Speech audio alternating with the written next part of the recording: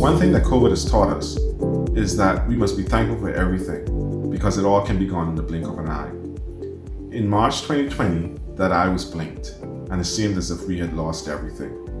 We were compelled to our homes and unable to participate in any form of sports.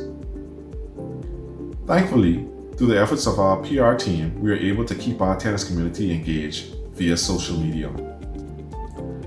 In December, we officially obtained permission from our Ministry of Health to hold competitions. January was a very exciting time for us as we held our first sanctioned tournament, as well as relaunched many of our JTI programs. During this period of COVID, we were trying to stay active with the players. Some of tennis coaches and physical coaches, they were doing some exercise from home with them in online Skype or others social media to try to stay only active. And also the Tennis Federation of Kosovo, they made one challenge. The challenge was who can do better freestyle movements, and in the end the players were winning some gifts in the end. COVID-19 had both positive and negative impact on our program.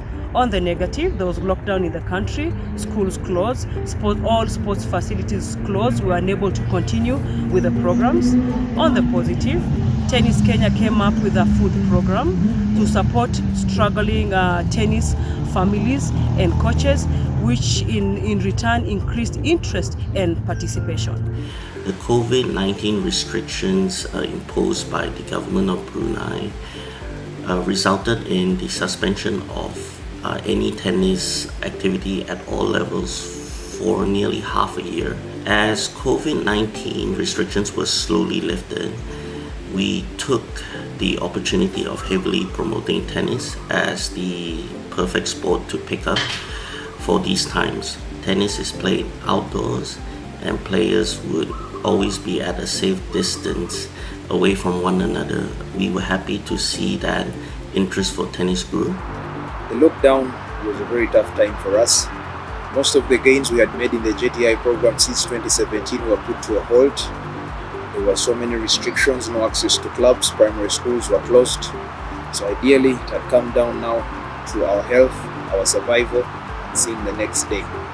Coming out of the lockdown, there were positives. Most of the coaches who had started the play tennis program opened up academies, and the mushrooming of academies meant that there was a lot more competition and competitors coming through the academy. It helped with participation, especially amongst the communities. Samoa is COVID-free, but we are still imposed to COVID-19 state of emergency restrictions, mainly in travel. This has affected our elite and junior players' momentum of progression with the international competition, mental motivation, and the commitment to our sport tennis. To ensure participation, we had 3 goals to implement. 1, to maintain our good momentum and intense focus on our existing and new programs. Number 2, we increased partnership with local schools, colleges, local businesses, and the Ministry of Health outreach programs. And number 3, we implemented good social media marketing for our tennis activities. Like so many countries around the world, Barbados was also affected by the pandemic. We were locked inside for 1.5 months, which brought tennis to a total stop on the island. To ensure that participation continued, we had to adapt. We organized several Zoom sessions, particularly targeting strength and conditioning and team building. When restrictions were eased, we used a smart marketing slogan: if social distancing was a sport, tennis is it.